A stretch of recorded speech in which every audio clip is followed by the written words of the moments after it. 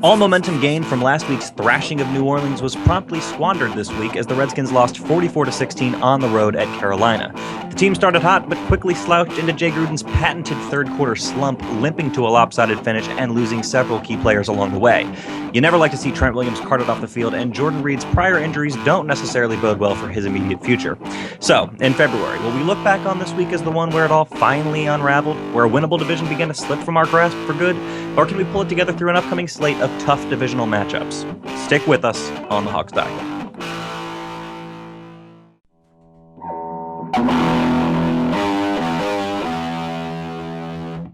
It's the Hawks Die.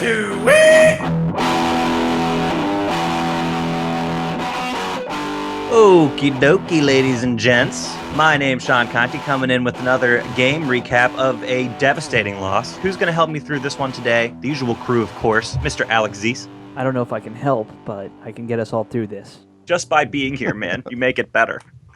Mr. Steve Thomas. Hello, everyone. I'm just excited to be here, kind of.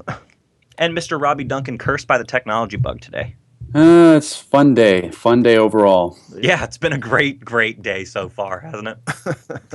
So many ways we could take this one, guys. Do you want to talk about offensive fail? Do you want to talk about defensive fail?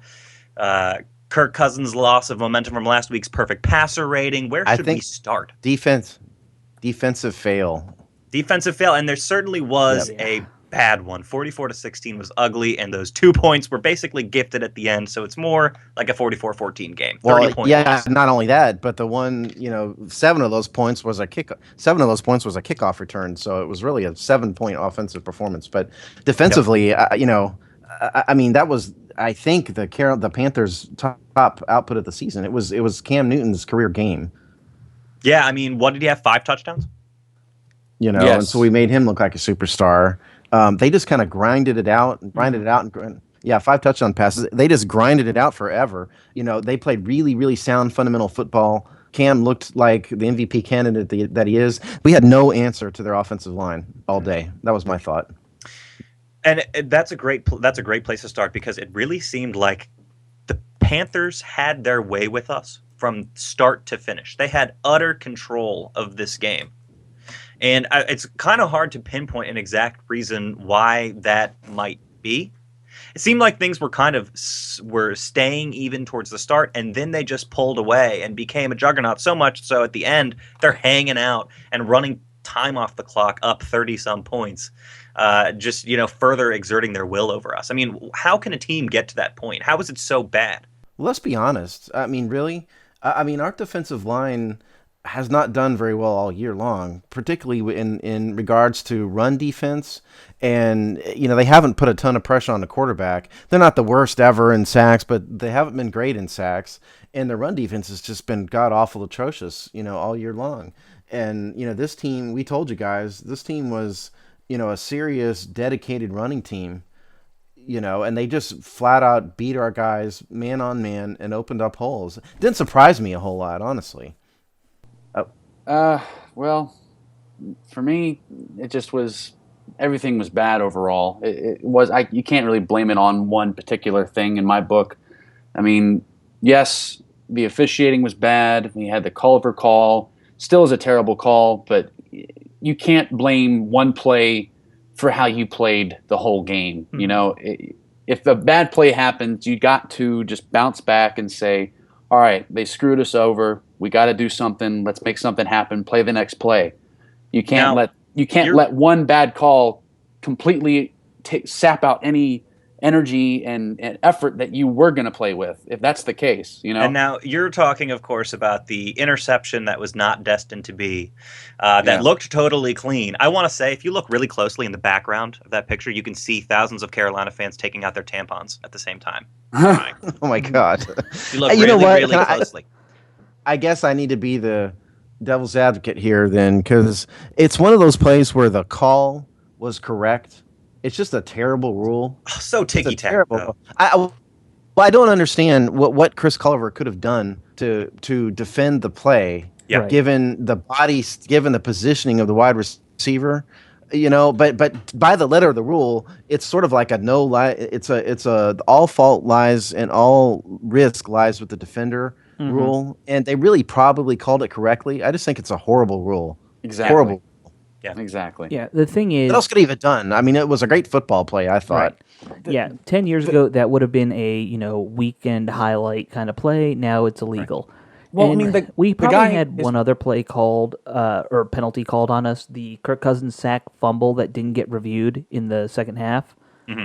And like even if those had been overturned, we still would have lost the game, let's be honest. Exactly. Oh, of course.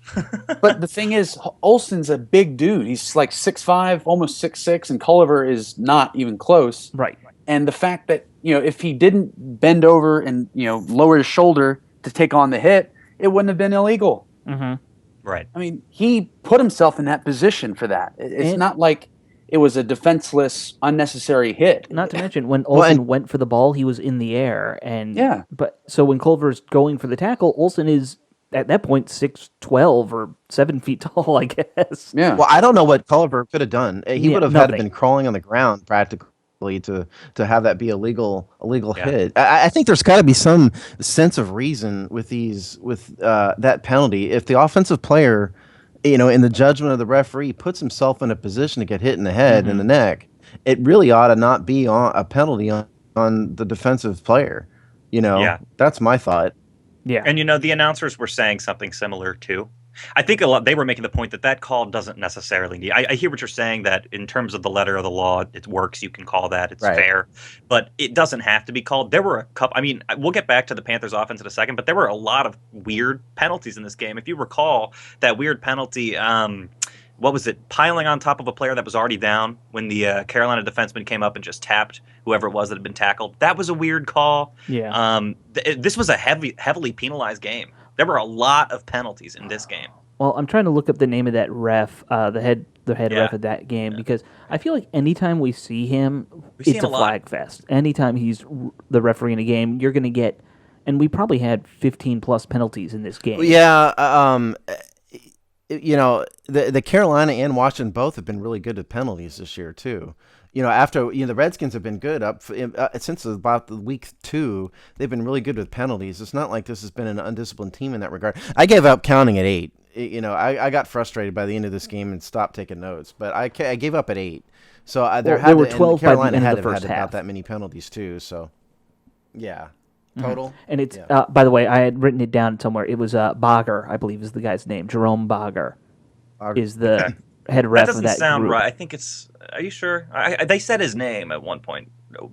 Did they? I trust Let's you. not That's what you celebrate. Let's not give that ref any more credit than he deserves. No. Good But point. I'm just saying he's those crews, and you know who I'm talking about because we see the refs, more and less.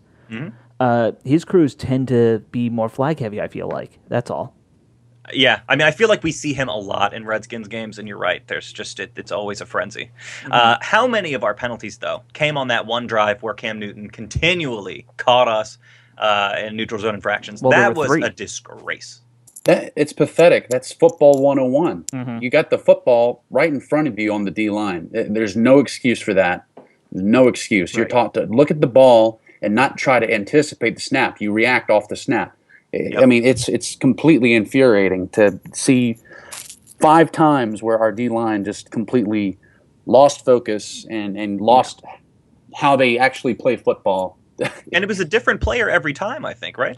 Chris It was Baker like- got it it was- twice, I think. And Hatcher Hatcher got got it one. at least once, I believe. Yeah. Yeah. Trent Murphy. Yep. And then, I think Hatcher maybe twice. Yeah. All right. Well, I mean, it just seemed like, we could not get away from penalties, and this was a long game. It was like a 3.5-hour game as opposed to like a slightly under 3-hour game, I thought. So that was a brutal slog. Brutal slog. Yeah. Yeah, it well, was- first off, it seemed Carolina like- started throwing it when they were up by about 30 points, which I want to seemed talk like it about lasted that. forever. yeah. I want to talk about that too, Alex. Okay, here's my thought. Watching Cam Newton come in and do what he did today. The Panthers are kind of assholes, guys. They're showboaty kind of assholes. They like to dance. They like to taunt. They like to do that stupid, run out the clock in their own end zone and surrender a safety when they're up 30 points with 20 seconds left in the game. They're assholes. I didn't like that at all. Did not. I didn't understand that. Me either. Well, it's like, what are you defending? are you worried that we're going to run the punt in for a touchdown? First of all, our punt return game has been awful all year. Second of all, so what if it happens? What are we going to do? Come back in 40 seconds or 28 Yeah. seconds? Crazy. Yeah, exactly. It just left a bad taste in my mouth. I don't know. I didn't like the personality of this team. They kind of smacked me of the Seahawks from a couple years ago, the Seahawks Super Bowl winning team. They were just doing a lot of talking too. I feel like the Panthers are just talkers. They got a lot I of didn't bark. see it, but you know what? I didn't see him talking that much, honestly. Talk with your I actions. That's what I mean. Yeah, I mean, but they kind of ran their offense until the end of the, sort of the beginning of the fourth quarter. I'm really okay with that. We came back against the Bucks for a huge, That's true. Yeah. I didn't have as big a problem with them leaving Cam in and running their offense through when they did. That's just me. We could disagree to, agree to disagree on it, I guess. I don't have I didn't have so much. I don't have as much of a problem with it, to be honest. I mean, it's football. If you can't stop it, you can't stop it. And I mean, no lead is normally safe. You can't really let up and give them a chance to get back in it. So I mean, it sucks. We're on the other end of the Saints game this time, and it sucks. You're right. But we did the exact same thing to the Saints last week, only not as showboaty. Well, but we took took our our foot foot off off the the gas gas and and ran ran the the ball ball against against the Saints. We didn't give them a safety when you can punt the ball and have 20 seconds left on the clock when you're up by 30 points. I mean, that's just a dick move, I think. I hear what you guys are saying, but it's a dick move. Personally, I like them. If they're a team to root for, I like Cam Newton. I like Luke Kuechly. I like their team. They've sucked for a long time, and now they're a powerhouse. They did build the right way. Yeah. They're not like trying to buy a championship kind of team. I mean, I'm right there with they you. did to us. I hate seeing Cam all happy when he's playing us, but I'm right there with you, Robbie. I think they have a good team. I like Cam Newton. I know you hate him, Sean. That's fine. I like the way he plays football. He's a douchebag. Oh, I love the way he plays football. Good Lord. I wish I could do that, or somebody on the Redskins team could do that. Good Lord. I love the way he plays. Need another 10 inches of height. Yeah, right. It's a personality thing. I get it. Yeah, it's just a personality. Well, whatever. It's neither here nor there. Other things to point out about their offense. I think the stat they showed just before the first half, they had something like 100 or just over 100 yards rushing. We had -4, I believe, was the comparison there. Okay, you want to do the offensive stats? No, well, let's keep 6 yards rushing, wasn't it? 6 yards rushing. Okay. I think that was the end of the game. We had 6 yards rushing. No, we had 14 yards rushing. So give us the credit we deserve. Cam was 21 of 34 for 246 yards, 5 touchdowns. He gave out 5 game balls to children in the stands. I watched. Yeah, that was nice. Yeah, and By the way, just do that, Cam. Everyone likes that. No one likes you dancing in the end zone. Just hand the ball to the orphans. Right. And Jonathan Stewart, the bane of our existence, rushing, defense, 21 carries, 102 yards, 4.9 yards per carry. So we made Jonathan Stewart look like a hero. We need a London Fletcher on this defense, something desperate. We need a guy who's in the box who can wrap guys up. Mm-hmm. We don't have anybody who does that on a regular basis. It's just infuriating. You know what I saw more than most games of the running game today? It's like it looked like the runner was bottled up inside several times, and all of a sudden he's squirting out. Well, I don't know how. I don't know how that happened. It was hard to tell, without seeing the all 22 film. Mm-hmm. But I suspect it's just very poor tackling inside, with the first level. Absolutely, guys are just falling down a lot. That's what I see a lot of too. Guys are just falling all over the place, and Jonathan Stewart's just squeezing right through these tiny holes. Yeah, there was that one. Can't keep up. There was that one play specifically. I think it was early in the second half, but Stewart cuts out to the left. It should have been a tackle for a loss, and instead it's a first down. He dodges or shakes off at least 3 or 4 tackles in the process of making that first down. You can't have that. Is it time to call Scott McGloin's D-line a failure? I mean, give me one reason why we shouldn't so far this year. Teams have run all over us. We can't get pressure. You tell me. Yeah. Robbie, what do you think? You're our line expert. I think it's a combination of them not performing and not being put in position to do anything well. I mean, once you recognize that they're not getting pressure on their own with just the 4 of them, dial up a blitz, generate pressure, make something happen. You can't just settle with, okay, we're sending 4 here and we're going to play dink and dunk when we're behind by 10 points or so. at the time. You got to make something happen and adapt to what's going on, not just stick to what's Yeah, I not mean, working. what has Stephen Paya done? Nothing. Yeah, Stephen who? Yeah. I don't know if you can just say it's the line or what, or if it's the coaching or if it's the players. That's what I mean. It's a combination of everything. There are problems. I think you could safely say that the secondary is probably our strongest unit of the defense. Could we say that? Is that a fair assertion to make? Well, I think statistically, it's the truth. First of all, if Yeah. you look at what's been done, Yep. the secondary the passing defense is better. The secondary has performed better. I noticed the fans have given Deshaun Goldston some grief this week. I think it's totally undeserved.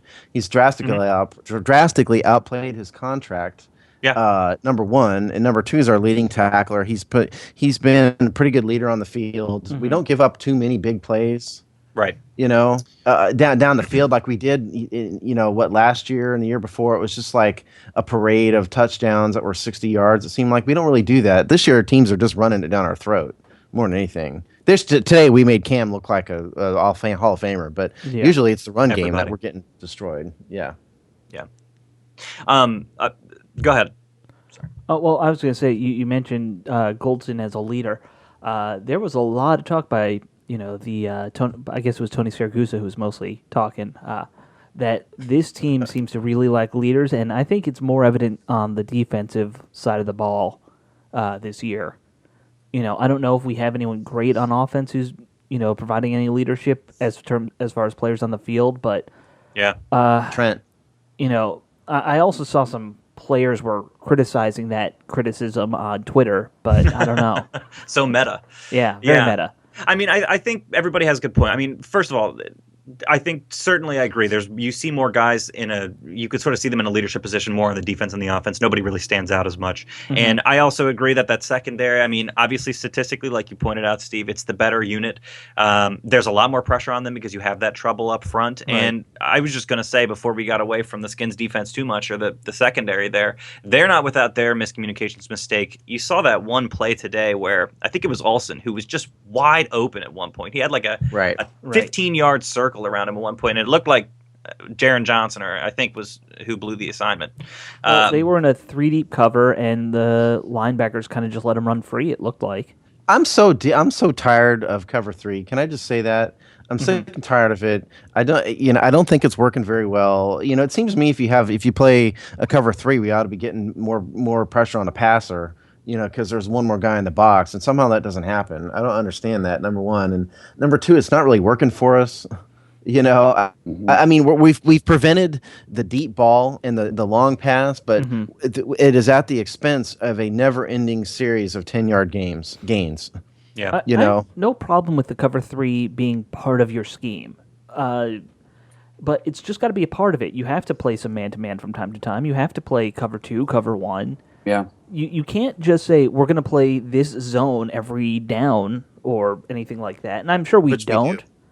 It looks to the uneducated eye like we're in it most of the time. Yeah, at least this is what Mark Bullock said was going to happen too. If you recall his interview with us, that's the base defense, and for what it's worth, it looks like the team has more cohesion and some sort of identity than it did under Haslett. So I agree, it's got its shortcomings, but it's better. It's so much better than where we've come. Yeah, I mean, like I said, we're not giving up disaster plays really anymore, and so that's good. Mm-hmm. But it's not really.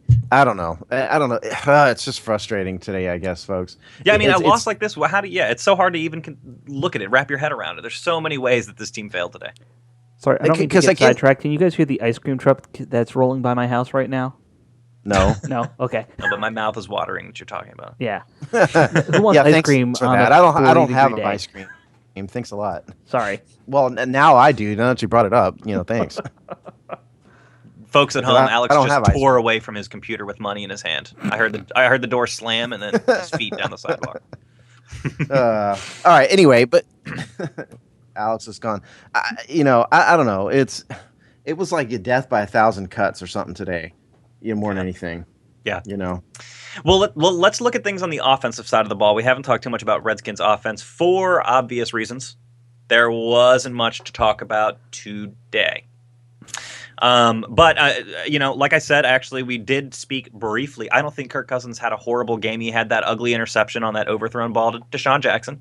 Other than that, hold on. Was that overthrown to Jackson or just thrown way late to Garcon? Because good question. It was a terrible pass. Yeah. It was he was under Jackson pressure. jumped for it, so I don't know. Yeah.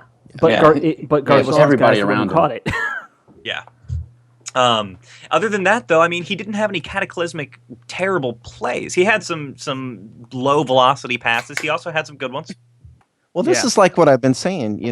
Was he horrible today? No, and he had a ton of pressure. The offensive line, was just terrible. I mean, although I will say there were 2 or 3 of those sacks on there where if it was Robert Griffin, we'd be accusing him of holding the ball too long and all of that. But he certainly, the offensive line didn't help him at all today, certainly. No. But he didn't really help the offense. He wasn't making any plays. It was kind of block hurt today. Nobody. It's like this made nobody did well. Nobody but was it's making like plays. The quarterback. No. But the quarterback didn't do anything to help his offense. No. And I can't really blame him with all the pressure too much. But this is a quarterback who was kind of average. He was okay. That's what Kirk is, I think. And I don't know if we want to sign up for that long term. That's all I was trying to say last episode. Yep. Well, I don't know how really any quarterback can be, very successful when hold on, when there's absolutely zero running game. We had 14 yards total. Yep. I mean, and they were pretty much blitzing us every play. There was at least 5 guys coming at Kirk every play. I don't think he played well. I don't think he played bad. I think he was just like the Patriots game. I don't think he was terrific, but I think he played like a starting quarterback in the NFL. The entire thing just sucks right now. It's not just the quarterback not doing enough or running backs fumbling.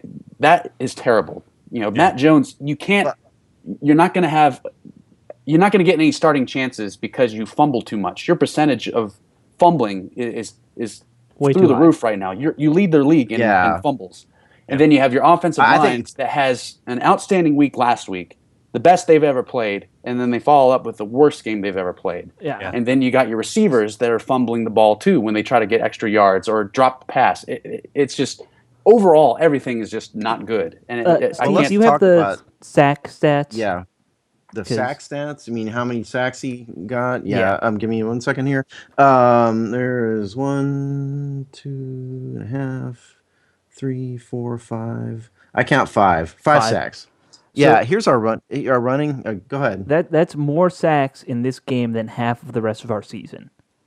The offensive line up till today has been really good in sacks. We're up in the top. Yeah, I think we were 5th overall in the sack. country or something like that. Yeah. Here's my. Robbie brought up a good point though. I want to get back to the running game. Yeah, and we only had 14 yards, but we also only had 12 carries. Yeah. I said this we were talking about this off the air a little bit, Alex, before the show. I realized we were down by 1,000,000-0. The game was over in the third quarter. Why not? Let's try to run the ball. I don't think you need to pass every down. When you're down like that, the game's over. Let's try to get some momentum, get a solid drive going, maybe. I think we should have run the ball a little bit more. Here's my we only take. had 12 carries. Here's my take. I mean, why would you do it when you don't trust it, when it's not giving you anything out of it? You're not getting anything out of it right now. I mean, why continuously, try to pound a square peg into a round hole? It's not clicking right now. I mean, yes, it was great against the Rams and the Dolphins and the Saints, but other than that, the whole thing's been terrible. No one's blocking up front.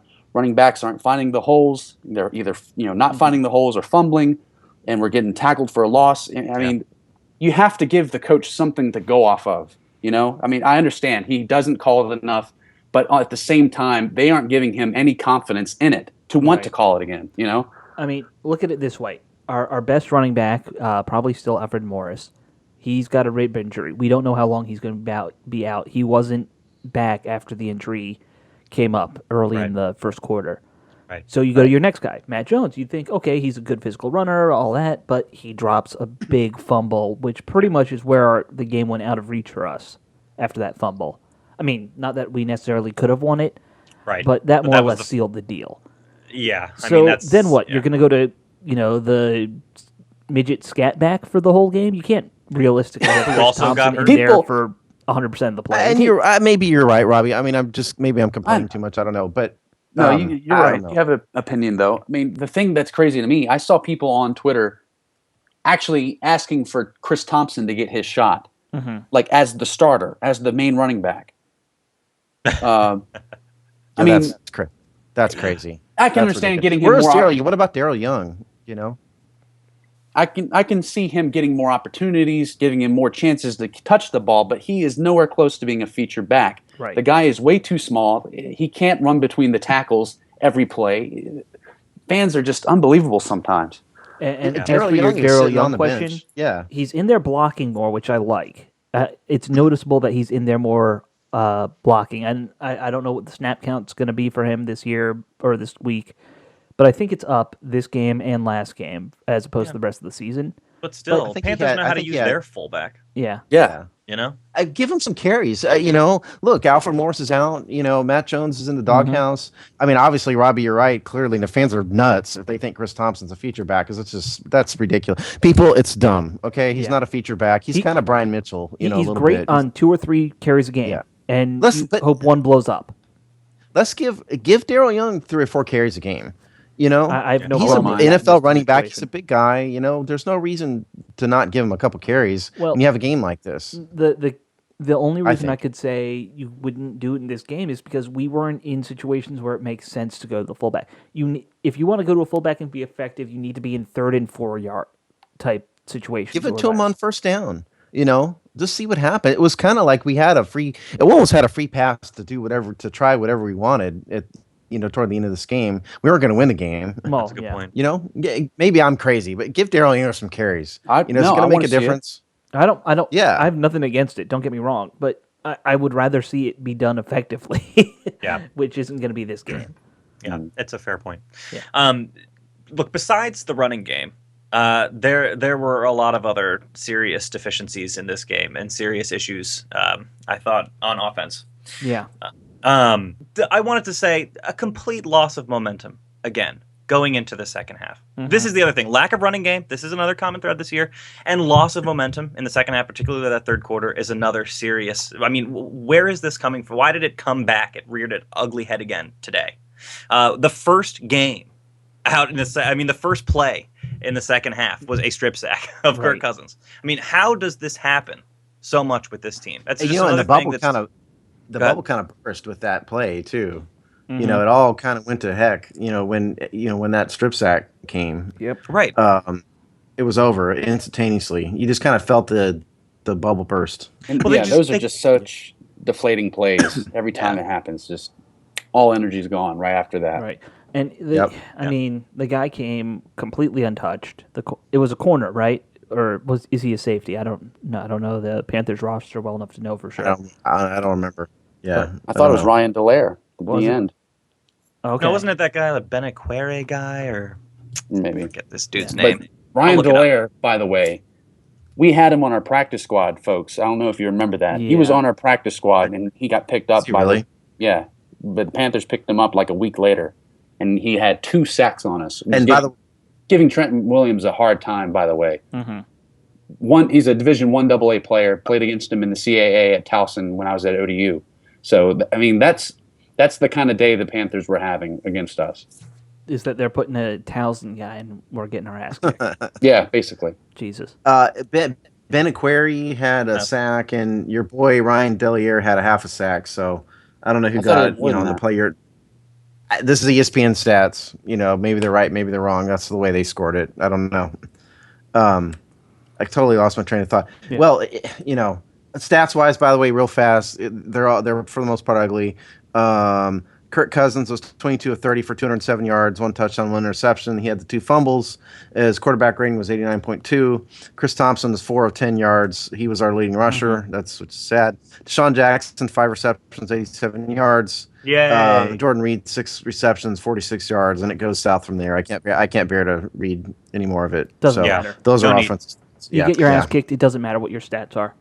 Well, let's talk about. We'd like to just Yeah, go ahead. I was going to say, we like the Deshaun Jackson play. It looked like it was an out and up. Yeah, my fantasy team. And he just and he just ran past. It was a slot. He was in the slot, so I guess it was probably a safety. He ran past. That was that big but he play ran. I was talking about. That we needed. Is that what you were talking about? Yeah, it was. You mentioned it. It just really kind of solidified in my head that he's really a one-trick pony more than anything else. If Deshaun Jackson isn't running either a 9 or an out and up, he's not really making a difference. He's going to catch a few other balls, but the only place in which he really is a game changer are those deep, take the top off the defense, routes. I don't know if we can pay a guy that much to be a one-trick pony like that. Yeah. Next year. And I want to just add on to that with this observation. A lot of the teams that are really good these days, in fact, including a lot of the recent Super Bowl winners, are doing it without superstar receivers. And they're without a big guy that they pay a lot of money to. In fact, a lot of these cases, the receivers are like some of the least paid units on these winning teams. You can do, you don't need, I agree with you completely, Steve. He's a burner, but you don't necessarily need a dude that can just do that, especially one that can't stay on the field for half the season. Mm-hmm. Yeah, but they have Pro Bowl quarterbacks, though. That's You're true, talking too. Tom Brady, Peyton Manning. Those are the Russell guys Wilson. that don't have. He didn't great have any receivers. Russell I agree, though. Wilson is elite. He's an elite Pro Bowl quarterback. Not this year. Not this year. No. Well, yeah, I mean, but in the past, Right. in the past, he's done it without. He's been an elite Pro Bowl quarterback. We don't really have that. Say what you will, good or bad about Kirk, nobody's going to think he's at that level. No. No. Yet we'll see what happens in the future. Well, Slick Rick might but when say you that. don't have that, well, yeah, Slick Rick might, but I mean, come on. Let's live in reality. Anyway, and so we need some receivers who can break. We need some receivers who are game changers. Yeah. But it just makes me wonder if Deshaun is too limited in his elite skill set for us to pay him. What was he, $9 million a year? I think he makes You $10 know, million that's a lot- next it year may or be something more. like that. Yeah. It may be too much money to have him doing just that, out and up and nines, and that's it. Yeah, I mean, and he didn't have like knock your socks off stats last year either. I mean, he's getting paid too much. He's getting paid too much for what he's producing on this offense. Right. So I don't know. I think he's just a guy you need to give more touches to. Well, what was a knock you gotta your stay on the stats- field your to get socks off touches. stat? too.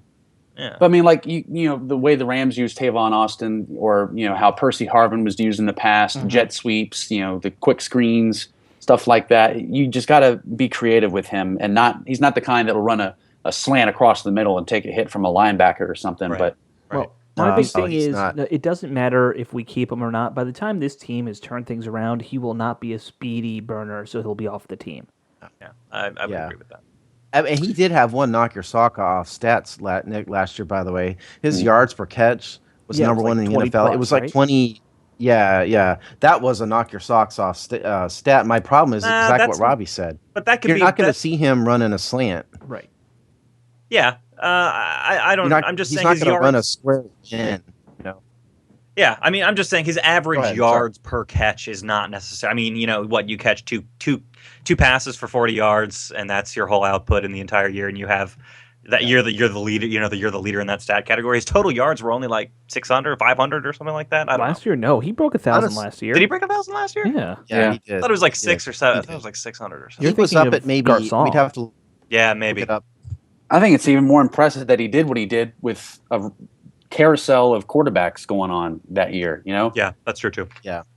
Well, maybe before we go, we should at least briefly mention the ridiculous injuries we suffered throughout this game, particularly towards the end. And Did- Andre Roberts too. He needs a And- shout out. Yeah, And let's good talk for about him. that first. Yeah, Andre Roberts, way to go with being inactive 3 weeks. You come back, you make the most out of your shot coming back. Awesome run back for a touchdown, 99 yards. Yep. Special teams what was very great about interesting that? today, if you think about it. They scored 9 of our 16 points. Yeah, Mm-hmm. yeah. Well, what was great about the Andre Roberts play is that he outran a bunch of guys. He You did. don't often see Andre Roberts outrun guys Yeah, for an he's NFL got receiver. speed, but he doesn't have elite really speed. have. Yeah, that's exactly right. Because we've seen him get run down on plays that Deshaun would have taken for a touchdown, and at the end of that run back, he just flat out outran about 3 Panthers special teamers. So kudos to him. He made a great play. We need more of them. Yeah. Do we anticipate seeing more of him because of this, or at least in return duties, or what do you think? Probably in return duties. Yeah, I think he deserves it. I mean, you make something happen, you should get more opportunities. But Yeah. I mean, that probably is, just like how Antoine Randall, when he did it, he had that one kick return against the Colts that one game, and everybody thought he was back, and then still kind of just fell off from there. Yeah. Well, it's a short-lived position. Let's put it Yeah. that way. Randall L probably got 3 years to try and prove it again. Let's give him 2-3 games for Roberts and see if he can do something. I think that's fair. Yeah. So, anyways, good job. Special teams was interesting. You're right; they were our leading scorers. There were some funny stuff, particularly that opening kickoff where Hopkins Okay, fell. I've watched a lot of football. Has anyone ever seen that before? I don't. Not that I can recall. That was hilarious. A guy can hear- slipping on a kickoff? Yeah. I can hear Charlie Brown doing his "arg." Yeah. Right. Somebody needs to edit that in and make it a meme. That would be hilarious. I'll get on that after the show. Please do. And you got to play the theme song too. Yeah. Yeah. Well, Nice. let's go to a slightly less positive note and talk about these injuries. Trent Williams leading us off because that's a sad one, and it didn't look good. Obviously, getting No. carted off the field, having a towel over his head, probably not a good prognosis. I know Steve Yeah. heard something. Yeah, right before we came on the air, Gruden was doing his postgame presser and said MCL sprain left knee, and he didn't know the prognosis, but we're looking at MCL sprain for him. That is can not- mean a lot. It can mean a little. Trent has played through knee sprains before, I think he had but an it MCL really sprain limited last his year. effectiveness. Very doubtful. Yeah, it he'll really play next limited his effectiveness. week. Right. Yeah, you And I- probably got to keep him out for a week or two. I mean, absolutely, at least a week. I mean, why play with fire? No. Besides him, we also had a couple other late game injuries. Jordan Reed, which I don't know. You have to wonder with that one. I mean, how much is that influenced by? I being thought I separate? saw him back on the field at one point. No. I didn't see, but sometimes I didn't see. Okay. Not after that. But I believe that might have been partially influenced by just the fact that the game was out of reach and why keep him out there to get punished. But Frankly, I mean, we should have been pulling guys in the fourth quarter ourselves. Yeah. I don't understand. Well, did you notice it? Yeah. Why wasn't Colt McCoy playing? at Yeah. the end of that game? Maybe I'm a little old school, but injuries happen regardless, and I don't think the starters deserve to be pulled for how they were playing. I don't think it's fair for the backups to come in and play mop up duty when the starters were playing like shit. That maybe that's just me. I would have, if I was coach, I'd want to keep them in there to prove a point. You guys started this. You're gonna finish it. You have to buckle down and just get the job done. I don't care how bad we're losing, unless you're like down 50-0. But Well, we were down 30. I mean, I think you got to keep them in there. Yeah, injuries are going to happen regardless. We could be tied 21-21 and someone gets hurt. It doesn't really matter. I mean, guys get hurt in the preseason. It's going to happen regardless. So I don't think you need I don't think it's right for the backup staff to finish what you couldn't do. And even then they're going to get pounded on because I hear the other you. team's kicking I your mean, ass. it's there's no right thing you can do when you're getting blown out. Let's That's put true. it that way. You lose either way. Yeah. By the way, did you guys notice that Ty Nsekhe gave up a sack on his first play in? Yeah. That was a first play type thing. I think One he of did those fine days. after. He did fine after that. I thought. The very next play, he held great. So Yeah. Yeah. it's a wash. Other injuries to point out, obviously, would be Chris Thompson Sure. at the end of the game, Alfred Morris. and then Morris. Alfred Morris makes it a quar. Was trying to say quartet. Don't edit that though. Leave it in. Keep the honesty. all right. So, did I miss anybody? Is it just those four? I'm sure there will be other ones we hear about. Nicks and bruises and stuff like that. Yeah. Guys being banged up, as we Yeah, used to say. there was a longer list. Gruden read out. I can't remember what the rest of them. I think the rest of them were nicks and bruises, but it was not just those four. There were a couple others. They're all just banged up. Yep. Well, As he likes to say. do we feel confident enough to do game balls? Is it even worth doing game balls, guys? I mean, does No. anyone There's no get a game- game ball? Maybe Andre Roberts does, but it I'm not didn't giving change any a out. thing. Yeah, let's just deflate the game balls, put them up on the shelf, and come back next I don't week. give.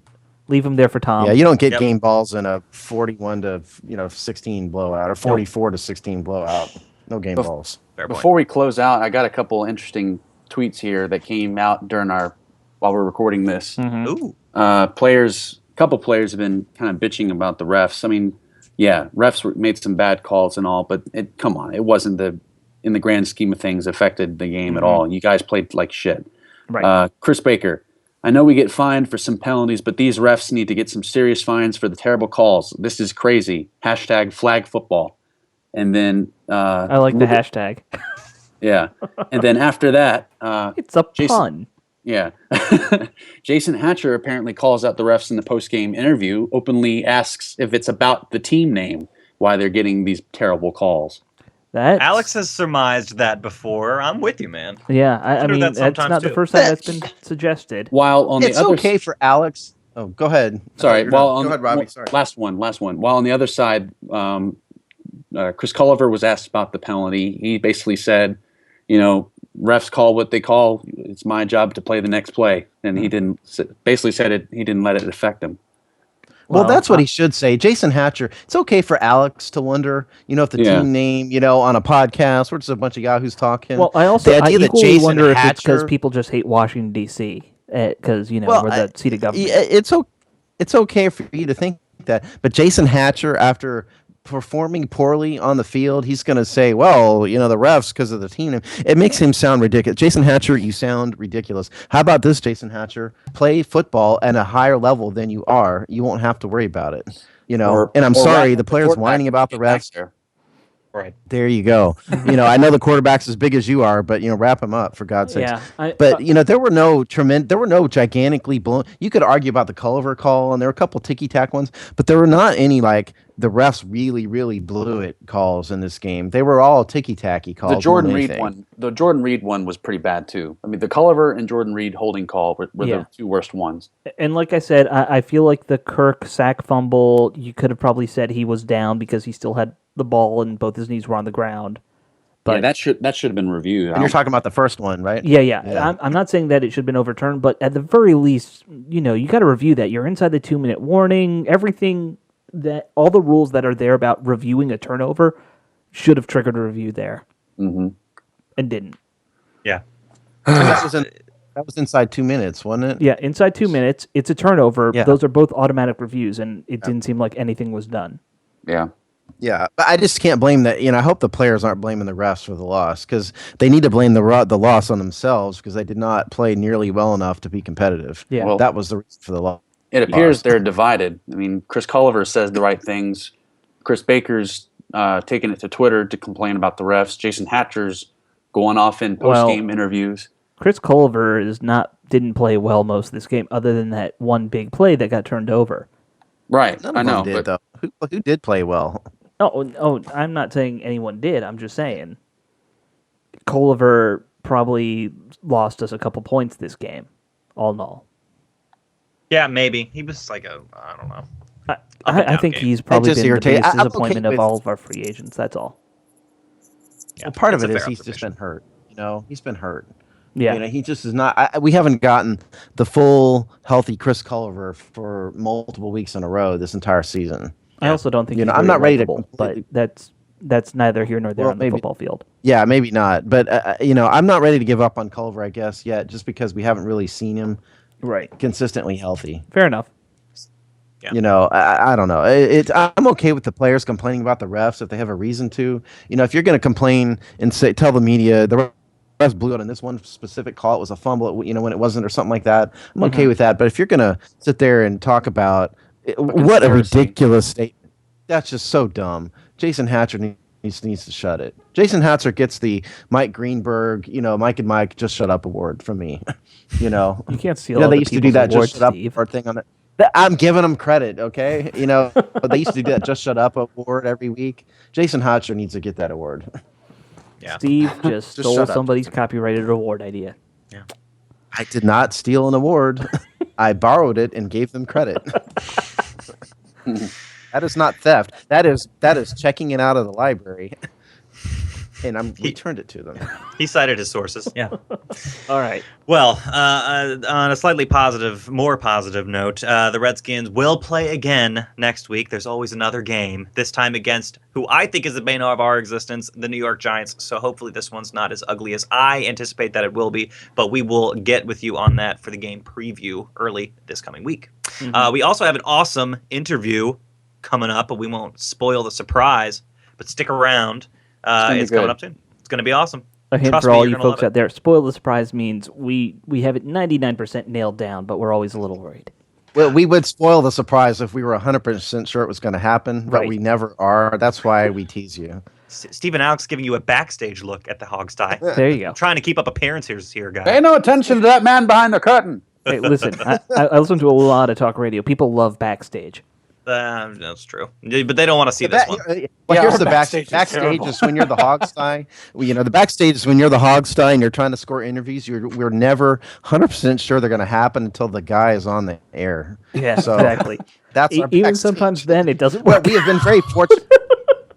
We've been very fortunate and lucky to get some of the great interviews we've had. But if you guys knew the number of times we've been sitting on the phone wondering if someone's going to call us, you would know why we tease these things. Right. Right. Well, anyways, this one is coming up. We're fairly certain. So stick around. You're going to freaking love it. And we will see you next time right here on the Hogsty. Woot woot.